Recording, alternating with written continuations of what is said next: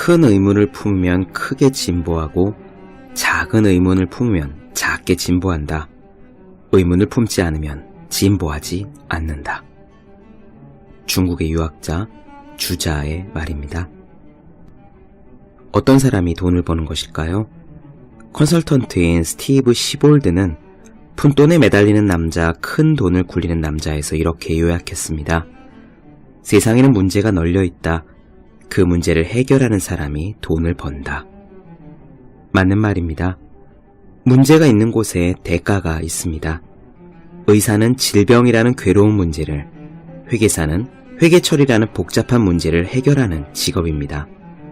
노량진의 스타 강사는 시험에 합격하는 방법을 알려주고, 중독성 있는 음악을 선보이는 아이돌 가수는 일상의 무료함과 피로를 달래줍니다. 비즈니스 기회의 탐색이라는 것도 결국은 사람들의 니즈 파악에서 시작합니다. 돈을 많이 벌고 싶습니까? 열심히 공부해서 좋은 직업을 얻고 싶습니까? 좋은 직업이란 중요한 문제를 해결하는 직업입니다. 따라서 인생에서 무엇인가 가치 있는 것을 성취하고자 하는 사람이라면 항상 문제에 대한 생각을 품고 있어야 합니다. 이 문제는 어떻게 풀어야 하나? 이 문제의 핵심은 무엇인가? 그리고 그 이전에 문제가 무엇인가? 문제를 찾고 문제를 던지고 문제를 해결하는 습관을 들여두기 바랍니다. 공부할 때부터 그렇게 합시다. 성공으로 향하는 승차권에는 Why라는 말이 적혀 있습니다. 365공 비타민, 문제가 있는 곳에 대가가 있다의 한 대목으로 시작합니다.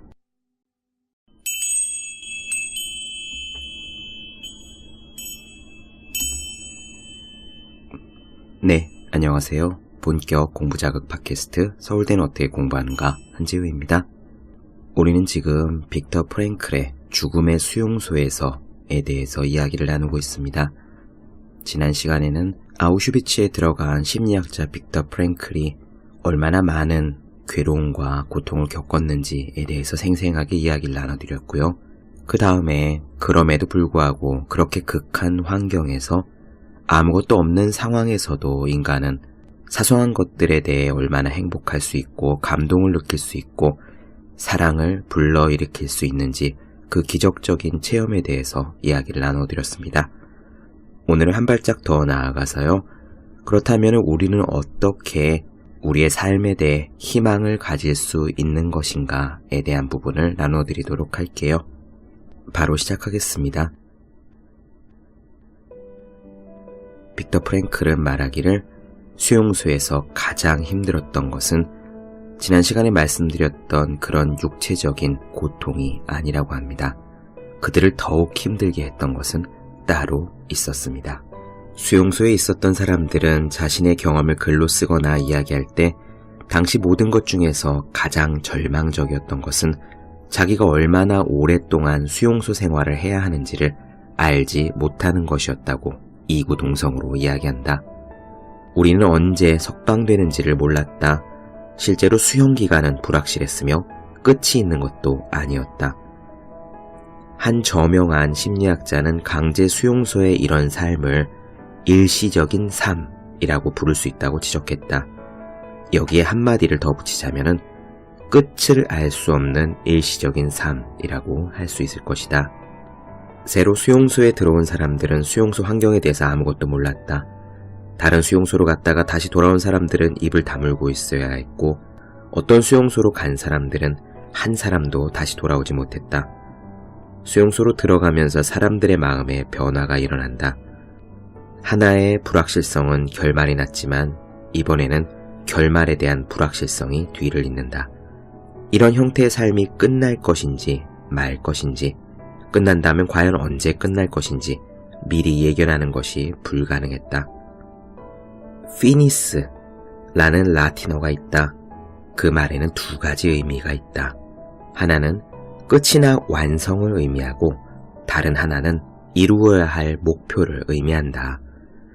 자기 자신의 일시적인 삶이 언제 끝날지 알 수 없는 사람은 인생의 궁극적인 목표를 세울 수가 없다.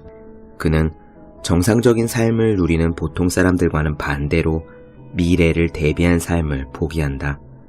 따라서 내적인 삶의 구조 전체가 변하게 된다. 예를 들면 실직자가 이와 비슷한 처지라고도 할 수 있다. 그의 삶 자체가 일시적인 것이기 때문에 어떤 의미에서는 미래를 대비할 수도 없고 목표를 세우기도 어렵다. 실직한 광부를 대상으로 한 연구 보고서를 보면 그들이 아주 기이한 형태의 변형된 시간 감각 때문에 고통받고 있는 것으로 나와 있다. 이것은 실직이라는 특별한 상황에서 비롯된 것이다. 수감자들 역시 기이한 시간 감각을 경험했다.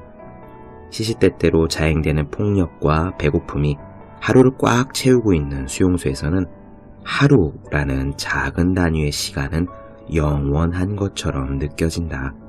하지만 그보다 긴 단위의 시간, 예를 들자면 일주일은 아주 빠르게 지나간다. 수용소에서 내가 한 번은 동료에게 하루가 일주일보다 더 길게 느껴지네 라고 이야기하자 그 친구도 내 말에 동의한다고 한 적이 있었다. 우리의 시간 감각은 이렇게 역설적이었다. 수용소 동료 중에 나에게 이런 말을 한 사람이 있었다. 처음 이곳을 도착했을 때 역에서부터 수용소까지 길게 줄을 서서 행진에 들어왔는데 그 행진이 마치 자기의 장례식 행렬같이 느껴진다는 것이었다. 그에게 있어 자신의 삶은 전혀 미래가 없는 모습이었다. 그는 마치 자기가 이미 죽기라도 한 것처럼 그것으로 모든 것이 끝났다고 그렇게 생각했다. 삶이 날아간 것 같은 이런 느낌은 다른 요인에 의해 더욱 심화된다. 갇혀 있어야 하는 기간이 정해져 있지 않다는 것과 갇혀 있는 공간이 너무도 협소하다는 것이 그 요인이다. 철조망 밖에 있는 것은 무엇이든 아주 멀리 떨어져 있는 것, 손이 닿을 수 없는 것, 그래서 비현실적인 것처럼 보인다. 밖에서 일어나는 일과 그곳에 살고 있는 사람들과 그곳에서 이루어지는 모든 정상적인 삶은 수감자들에게는 유령과 같은 것이었다. 만약 그가 바깥 세계를 볼 수 있다면 그에게는 그것이 마치 저 세상에서 온 사람이 바라보는 이승과 같이 비춰졌을 것이다. 미래의 목표를 찾을 수 없어서 스스로 퇴행하고 있는 사람들은 과거를 회상하는 일에 몰두한다. 그러나 실제로 존재하는 현실에서 현재를 외면하고 박탈하는 행위에는 어떤 일정한 위험이 도사리고 있다. 사실 수용소에서도 긍정적인 그 무엇인가를 얻을 수 있는 기회는 분명히 있다. 하지만 대부분은 그것이 기회인 줄 모르고 그냥 지나쳐버린다. 자신의 일시적인 삶을 비현실적으로 간주하는 것이 삶의 의지를 잃게 만드는 중요한 요인이 된다. 그 앞에 닥치는 모든 일들이 무의미한 것으로 여겨지는 것이다. 그런 사람들은 불행히도 이것이 단지 예외적으로 어려운 기형적인 상황일 뿐이며 이런 어려운 상황이 인간에게 정신적으로 자기 자신을 초월할 수 있는 기회를 준다는 사실을 종종 잊어버리곤 한다. 수용소의 어려운 상황을 자신의 정신력을 시험하기 위한 도구로 이용하는 대신 그들은 자신의 삶을 진지하게 생각하지 않고 그것을 아무런 성과도 없는 그 어떤 것으로 여겨 경멸한다. 그들은 눈을 감고 과거 속에서 사는 것을 좋아한다. 그런 사람들에게 현재의 인생은 의미 없는 것이 된다. 물론 아주 극소수의 사람만이 이렇게 위대한 영적인 고지에 오르는 행운을 누릴 수 있다. 평범하고 의욕 없는 사람들에게는 비스마르크의 이 말을 들려주는 것이 좋을 것이다. 비스마르크는 이렇게 말했다. 인생이란 치과 의사 앞에 앉아있는 것과 같다. 그 앞에 앉을 때마다 최악의 통증이 곧 찾아올 것이라고 생각하지만 그러다 보면 어느새 통증은 끝나 있는 것이다. 강제 수용소에 있던 대부분의 사람들은 무언가를 성취할 수 있는 인생의 진정한 기회는 자기들에게 다시 오지 않을 것이라고 믿었다. 그러나 실제는 그렇지 않았다. 그곳에도 기회가 있고 도전이 있었다. 삶의 지침을 돌려놓았던 그런 경험의 승리를 정신적인 승리로 만들 수도 있었고 그와는 반대로 그런 도전을 무시하고 다른 수감자들처럼 무의미하게 보낼 수도 있었다. 수용소에서 수감자가 입은 정신적 상처를 정신요법으로 치료하려면 그가 기대할 수 있는 미래의 목표를 정해줌으로써 내면의 힘을 강화시켜 주어야 한다. 수감자들 중에서 몇 사람은 본능적으로 자기 스스로가 그런 미래의 목표를 찾아내기도 한다. 이렇게 사람은 미래에 대한 기대가 있어야만 세상을 살아갈 수가 있다. 기대를 갖기 위해 때때로 자기 마음을 밀어붙여야 할 때가 있음에도 불구하고 인간이란 존재가 가장 어려운 순간에 있을 때 그를 구원해주는 것은 바로 미래에 대한 기대이다. 내가 실제로 경험했던 일이 생각난다. 그날 나는 찢어진 신발 때문에 발에 심한 종기가 생겼고 거의 눈물을 흘릴 정도의 극심한 통증을 겪었다. 그렇게 괴로워하는 상태에서 긴 행렬에 끼어 수용소에서 작업장까지 몇 킬로미터를 쩔뚝거리며 걸어가고 있었다. 날은 추웠고 살을 에이는 듯한 바람이 우리를 사정없이 내리쳤다.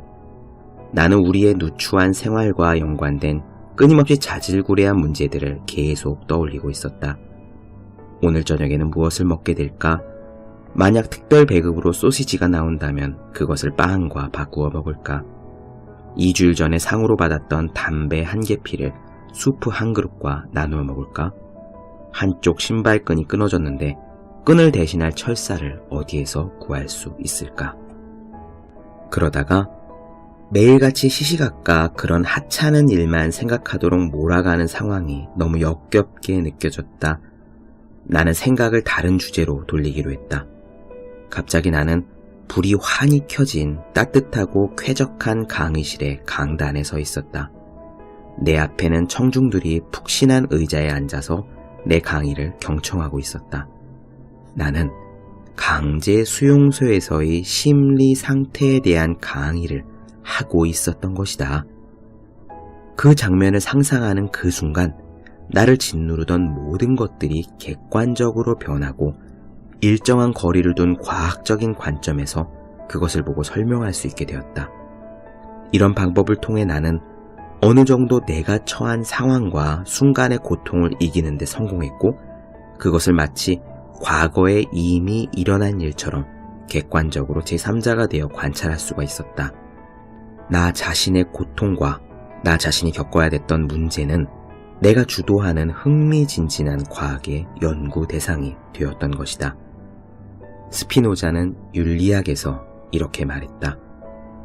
감정, 고통스러운 감정은 우리가 그것을 명확하고 확실하게 묘사하는 바로 그 순간에 고통이기를 멈춘다. 미래에 대한 믿음을 잃어버린 수감자는 불운한 사람이다. 미래에 대한 믿음을 잃어버리는 것과 더불어 그는 정신력도 상실하게 된다. 그는 자기 자신을 퇴화시키고 정신적으로나 육체적으로 퇴락의 길을 걷는다. 일반적으로 이런 현상은 아주 갑자기 위기라는 형태를 띠고 일어난다. 수용소 생활을 해본 사람들은 이런 징후에 아주 익숙해져 있다. 우리 자신 때문이 아니라 우리 친구들 때문에 우리는 모두 이 순간을 두려워했다. 대체로 이런 현상은 아침에 수감자가 옷을 입고 세수하는 것을 거부하거나 아니면 연병장으로 나가는 것을 거부하는 것으로 시작된다. 간청과 주먹질, 위협을 해도 효과가 없다. 그냥 누워서 거의 움직이지 않는다. 만약 이런 위기가 병 때문에 생긴 것일 경우 그는 병실로 옮겨지는 것을 거부하고 그 밖에 도움이 되는 어떤 것도 거부한다. 그냥 모든 것을 포기해버리는 것이다. 그는 자기가 싼 배설물 위에 그냥 그렇게 누워 있으려고만 한다. 세상 어떤 것으로부터 더 이상 간섭을 받지 않고. 미래에 대한 믿음의 상실은 죽음을 부른다. 언젠가 나는 미래에 대한 믿음의 상실과 이런 위험한 자포자기가 서로 밀접한 연관을 가지고 있다는 사실을 보여주는 아주 극적인 사례를 보았다. 우리 구역에 고참 관리인이 한 명 있었다. 그를 F라고 불러두자. 그는 그 전에 꽤 유명한 작곡가이자 작사가였다. 그가 어느 날 나에게 고백했다. 선생님한테 드릴 말씀이 있습니다. 이상한 꿈을 꾸었어요. 꿈에서 어떤 목소리가 소원을 말하라는 거예요. 내가 알고 싶은 것을 말하라 합디다. 그러면 질문에 모두 대답을 해줄 거라고 하더군요. 그래서 제가 무엇을 물어보았는지 아십니까? 이 전쟁이 언제 끝날 거냐고 물어보았죠. 나는 언제 우리 수용소가 해방될 것인지, 우리의 고통이 언제 끝날 것인지 알고 싶었어요. 내가 물었다. 언제 그런 꿈을 꾸었습니까? 그는 1945년 2월이라고 대답했다. 그때는 3월이 막 시작되었을 즈음이었다. 그래서 꿈속의 목소리가 뭐라고 대답했습니까? 그가 내 귀에다가 나직하게 속삭였다. 3월 30일에 끝난답니다.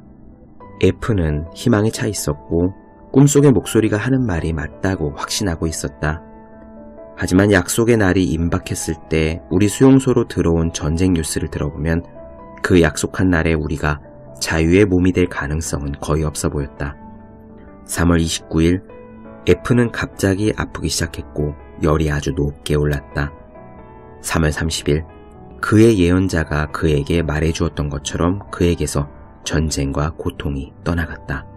의식을 잃은 것이다. 3월 31일에 그는 죽었다. 사망의 직접적인 요인은 발진 티푸스였다. 인간의 정신 상태와 육체의 면역력이 얼마나 밀접한 연관을 가지고 있는지 아는 사람은 희망과 용기의 갑작스런 상실이 얼마나 치명적인 결과를 초래하는지 이해해야 할 것이다. 내 친구의 죽음을 초래했던 결정적인 요인은 기대했던 해방의 날이 오지 않았다는 데 있었다. 그래서 그는 몹시 절망했으며 잠재해 있던 발진 티푸스균에 대항하던 그의 저항력이 갑자기 떨어진 것이다. 미래에 대한 그의 믿음과 살고자 하는 의지는 마비되었고 그의 몸은 병마의 희생양이 되었다. 결과적으로 꿈속의 목소리가 했던 말이 맞기는 맞았던 것이다. 내가 이 경우를 통해 관찰하고 도출해낸 결론은 후에 수용소의 주치의들로부터 들었던 말과도 일치했다. 그의 말에 의하면 1944년 성탄절로부터 1945년 새해에 이르기까지 그 일주일간의 사망률이 일찍이 볼 수 없었던 추세로 급격히 증가했다고 한다. 주치의는 이 기간 동안의 사망률이 증가한 원인이 보다 가혹해진 노동 조건이나 식량 사정의 악화, 기후의 악화, 새로운 전염병 때문이 아니라고 했다. 그것은 대부분 수감자들이 성탄절에는 집에 갈 수 있을 것이라는 막연한 희망을 품고 있었기 때문이라는 것이다. 그 시간이 다가오는데도 희망적인 뉴스가 들리지 않자 용기를 잃었으며 절망감이 그들을 덮쳤다. 이것이 그들의 저항력에 위험한 영향을 끼쳤고 그중 많은 사람이 사망하기에 이른 것이다. 네, 빅터 프랭클은 죽음의 수용소에서요, 미래에 대한 기대가 삶의 의지를 만들고 그러므로 미래에 대한 기대를 상실하는 것은 급격한 죽음을 부르는 일도 무수히 일어났었다고 이야기합니다. 우리는 지금 다행히도 이렇게 수용소처럼 삶과 죽음이 순식간에 오가는 끔찍한 상황에 살고 있는 것은 아니지만 그럼에도 불구하고 미래에 대한 기대를 품고 있느냐 아니냐 하는 것은요, 우리가 살아가는데 우리가 매일매일 일하고 공부하고 노력하는 데 있어서 우리의 정신력과 건강과 면역력과 행복도에 있어서 아주 큰 영향력을 미치는 것임에는 틀림이 없습니다. 그러므로 우리는 이 삶에, 이 세상에 희망을 가지고 살아가기 위해서 우리들 각자가 살아가야 할 이유를 찾아내야 되는 것이 아닌가 합니다. 빅터 프랭클은 바로 그런 점에 착안해서 의미요법, 로고 테라피를 창시한 것이겠죠. 계속 읽어보겠습니다. 살아가야 할 이유입니다. 수용소에서 사람의 정신력을 회복시키기 위해서는 그에게 먼저 미래에 대한 희망을 보여주는데 성공해야 한다. 니체가 말했다. 왜 살아야 하는지 아는 사람은 그 어떤 상황도 견딜 수 있다고. 이 말은 수감자들을 대상으로 심리치료를 하려는 사람에게 귀감이 되는 말이다. 수감자들을 치료할 기회가 있을 때마다 그들이 처한 끔찍한 현실을 어떻게든 견딜 수 있는 힘을 주기 위해 그들에게 살아야 할 이유, 즉 목표를 이야기해 주어야 한다. 자신의 삶에 더 이상의 느낌이 없는 사람, 이루어야 할 아무런 목적도 목표도 그리고 의미도 없는 사람은, 그런 사람은 곧 파멸했다. 모든 충고와 격려를 거부하는 그런 사람들이 하는 전형적인 대답이란 이런 것이었다. 나는 내 인생에서 더 이상 기대할 것이 없어요. 이런 사람에게 어떤 대답을 해주어야 할까? 가장 필요한 것은 삶에 대한 태도를 근본적으로 변화시키는 것이다. 우리는 우리 자신에 대해 공부해야 했고, 더 나아가 좌절에 빠져있는 사람에게 다음과 같은 이야기를 들려주어야 했다. 정말 중요한 것은 우리가 삶으로부터 무엇을 기대하는가가 아니라 삶이 우리로부터 무엇을 기대하는가 하는 것이다. 삶의 의미에 대해 질문을 던지는 것을 중단하고 대신 삶으로부터 질문을 받고 있는 우리 자신에 대해 매일 매 시간마다 생각해야 할 필요가 있었다. 그리고 그에 대한 대답은 말이나 명상이 아니라 올바른 행동과 올바른 태도에서 찾아야 했다. 인생이란 궁극적으로 이런 질문에 대한 올바른 해답을 찾고 개개인 앞에 놓여있는 과제를 수행해 나가기 위한 책임을, 그 책임을 떠맡는 것을 의미한다. 이런 과제들, 즉 삶의 의미는 사람마다 다르고 때에 따라 다르다. 따라서 일반적인 방식으로 삶의 의미를 정의하는 것은 불가능하다. 삶의 의미가 무엇인가에 대한 대답은 포괄적으로 할 수 있는 것이 아니다.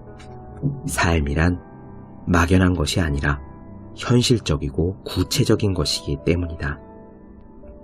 삶이 우리에게 던져준 과제가 현실적이고 구체적인 것과 마찬가지다. 바로 이것이 개개인마다 다른 인간의 운명을 결정한다. 어떤 사람도, 어떤 운명도 그와는 다른 사람, 그와는 다른 운명과 비교할 수 없다. 똑같은 상황이 되풀이되는 경우는 하나도 없으며 각각의 상황은 서로 다른 반응을 불러일으킨다. 때로는 그가 처해 있는 상황이 그에게 자신의 운명을 개척하기 위해 행동에 들어갈 것을 요구할 수도 있다. 때로는 주어진 운명을 그대로 받아들이고 자기의 십자가를 지고 나아가야 할 때도 있다. 각각의 상황들은 각각 그 나름대로의 독자성을 갖는다. 만약 어떤 사람이 시련을 겪는 것이 자기의 운명이라는 것을 알았다면 그는 그 시련을 자신의 과제, 다른 사람 다른 것들과는 구별되는 자신만의 유일한 과제로 받아들여야 한다. 시련을 당하는 중에도 자신이 이 세상에서 유일한 단 한 사람이라는 사실에 감사해야 한다. 어느 누구도 그를 시련으로부터 구해낼 수 없고 대신 고통을 짊어질 수도 없다. 그가 자신의 짐을 짊어지는 방식을 결정하는 것은 그에게만 주어진 독자적인 기회이다. 네, 저는요, 이 빅터 프랭클의 이야기, 만약 자신이 시련을 당하고 있다면 그 시련은 다른 사람의 운명과는 구별되는 온전히 자기 자신만의 것이며 다른 어느 누구도 그를 시련으로부터 구해낼 수 없고 고통도 대신 짊어져 줄 수 없다는 점을, 그래서 자기 자신의 짐은 오로지 자기 자신만이 짊어져야 한다는 이야기가 너무도 가슴에 와 닿았습니다. 옛날에 붓다와 관련해서 이런 이야기가 있었어요. 붓다 생존 당시에 앙굴마라라는 유명한 살인자가 있었답니다. 전해 내려오는 이야기에 따르면 앙굴마라가 999명을 살인하고 다음 살인자를 찾아 돌아다닐 때 길에서 붓다와 마주쳤다고 하죠. 그런데 그때 붓다는 도망가지 않고 겁먹지 않고 인생의 진리를 그에게 가르쳐 줌으로써 앙굴마라를 설복시켰다고 합니다. 당대의 가장 유명한 연쇄살인마가 붓다의 제자가 된 거예요. 그래서 그는 스승의 가르침대로 자신이 그동안 짊어진 죄악에 대해서 대가를 치르고자 수행자의 길로 들어섭니다. 문제는 그때부터 시작됐죠. 앙굴마라의 손에 가족이나 친한 친구를 잃은 사람이 얼마나 많겠습니까? 그런데 이제는 더 이상 앙굴마라가 살인을 하지 않고 수행자의 길로 들어섰다고 하자 그에게 피해를 입은 사람들이 앙굴마라를 찾아가 해코지를 하기 시작했습니다. 주먹질을 하거나 돌을 던지거나 앙굴마라가 가는 곳마다 당연히 몸이 성할 날이 없었겠지요. 너무나도 괴로워진 앙굴마라가 스승 붓다를 찾아왔습니다. 그리고 자기가 지금 스승의 가르침을 따라서 수행자의 길로 들어선 후에 얼마나 많은 고통을 겪고 있는지를 이야기하면서 스승님이 좀 도와달라고 이야기를 했더랬어요. 그때 붓다는 이렇게 답합니다. 내가 지은 업은 너 스스로 짊어져야 한다. 정업은 붓다도 대신 져줄 수 없다. 이 빅터 프랭클의 이야기를 읽으면서 바로 그 앙굴마라의 이야기가 떠올랐습니다. 우리는 왜 시련을 당하고 어려움을 겪으면은 당연히 그런 생각을 하기가 쉽잖아요. 왜 나만 이렇게 힘들어야 하지? 저 사람은 안 그런데 저 사람은 저렇게 좋은 일만 가득한데. 그런데 빅터 프랭클은 그러한 시련은 개개인의 것이며 누구도 대신 져줄 수 없고 자기 자신이 짊어지고 나가야 한다는 점을 우선 받아들여야 한다고 강조합니다. 그리고 이렇게 얘기하죠. 정말 중요한 거는 우리가 삶으로부터 무엇을 기대하는가가 아니라 삶이 우리에게 기대하는 것을 우리가 책임지는 거라고요. 우리는 왜 삶이 우리에게 이러저러한 것들을 해주지 않느냐라고 불만을 토로합니다. 나는 왜 이런 가정 환경에서 태어났는지, 나는 왜 가진 것이 없는지, 내 배우자는 왜 능력이 부족한 사람인지, 이런 불만들은 우리가 삶에게 기대하는 것들이 제대로 충족되지 않기 때문에 터져나오는 것이죠. 하지만 우리는 우리가 행복해지고자 한다면 삶으로부터 무엇을 기대할 것이 아니라 오히려 삶이 우리에게 기대하는 것을 충실히 해결해 나가는 것이 해답이라고 빅터 프랭클은 이야기한 것이에요.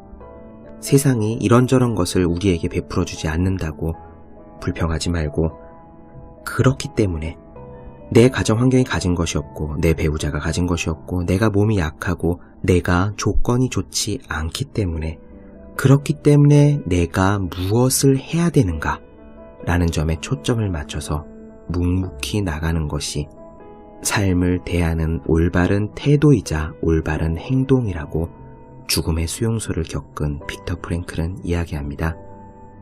이것은 마치 케네디 대통령이 했던 그 유명한 연설의 한 구절을 떠올리게 하는데요. 국가가 나에게 무엇을 해줄 것이냐를 묻지 말고 내가 국가를 위해 무엇을 할까를 생각해라.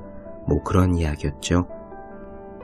우리가 행복하고자 한다면, 우리가 이 삶에서 많은 것을 경험하고자 한다면 세상이 나를 위해 무엇을 해줄 것이냐라는 것을 묻지 말고 내가 세상을 위해, 내가 가족과 지인과 내가 사랑하는 사람들을 위해 무엇을 해야 할 것이냐를 질문해야 한다고, 그렇게 빅터 프랭클은 우리를 일깨워줍니다.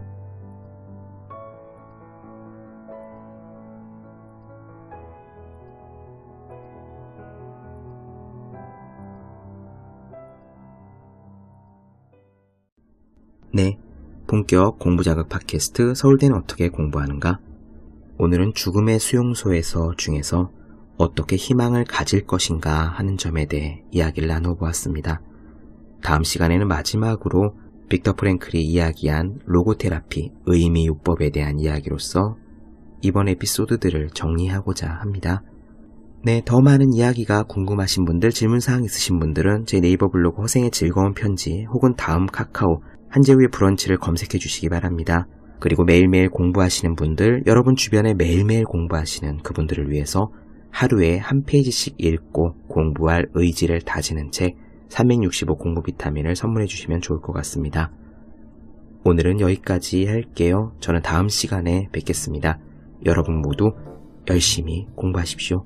저도 열심히 하겠습니다.